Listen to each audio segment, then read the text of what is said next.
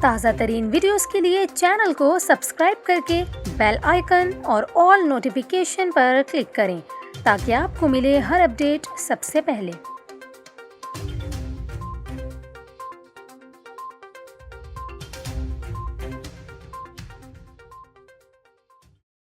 السلام علیکم، میں ہوں آپ کے ساتھ کومل خان اور آپ دیکھ رہے ہیں نیوز 24/7 اردو۔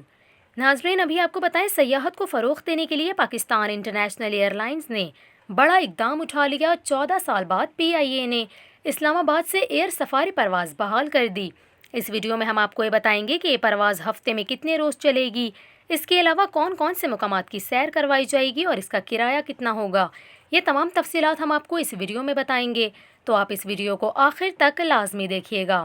آپ کو بتائیں، PIA کی پہلی ایئر سفاری اسلام آباد انٹرنیشنل ایئرپورٹ سے اسکردو کے لیے روانہ ہو گئی۔ فلائٹ میں 13 ممالک کے 91 سیاح بھی سوار ہیں۔ اس حوالے سے PIA کے ترجمان نے بتایا کہ غیر ملکی سیاحوں نے پاکستان کے خوبصورت پہاڑی سلسلے کو دیکھنے کے لیے جوش و خروش کا اظہار کیا۔